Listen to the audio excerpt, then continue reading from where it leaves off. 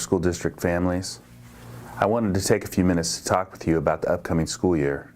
First, let me thank you for your patience and understanding over the summer.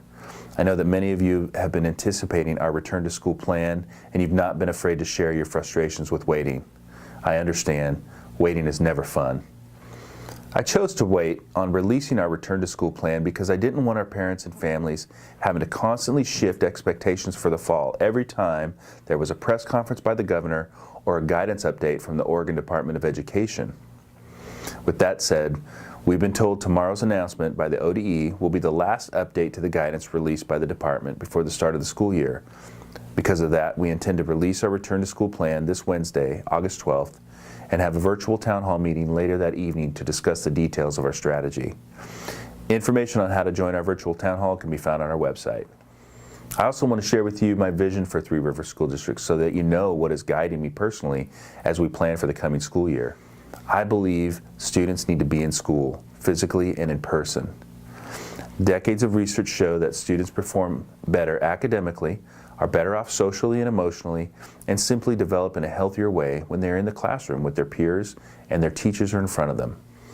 We knew before the shutdown last March that in-person learning was our students' best form of engagement, and it became clear that that belief was echoed across the country from groups such as the American Association of Pediatrics, the National Educators Association, the American Federation of Teachers, and the School Superintendents Association.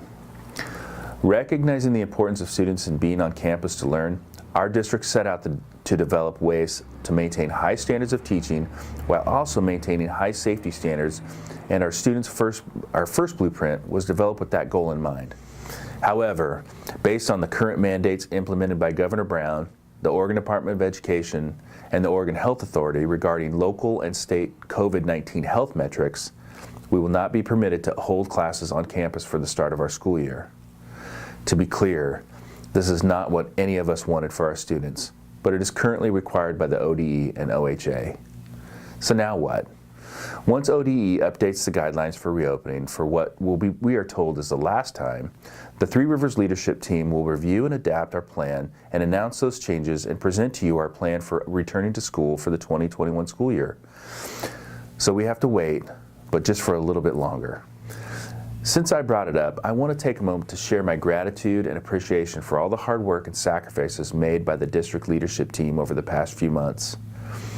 There are so many different needs that must be met in order for our schools to successfully reopen in a regular school year.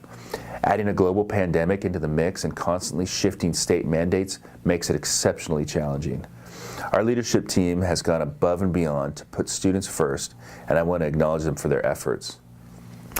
Finally, returning to my vision, let me share what I see as our best way to get students back in the classroom. I've been talking a lot lately about the idea of a raft on rough river waters. If the people on that raft want to make it safely to their destination, they have to work together and paddle as one. Our raft is our school district. The rough waters are the challenges from COVID-19. We are the passengers in the boat, and our safe destination is in-person learning.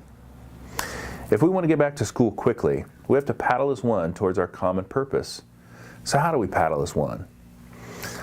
We physically distance ourselves whenever in public. Believe me, I miss the hugs, the fist bumps, the handshakes, but I have two wonderful stepsons and I want those boys back in school. So we must engage in keeping our distance when in public. Wash your hands. The simplest way we can make a difference is by taking 20 seconds to wash our hands frequently throughout the day. Finally, as tough as it may be for some, please wear a mask. The science overwhelmingly shows that while masks are not a cure or a guarantee you won't get sick, they do greatly reduce the odds. The ODE and OHA require masks of all students and staff for schools to reopen. If we want our kids back in the building, then we need to model the guidelines outside of school.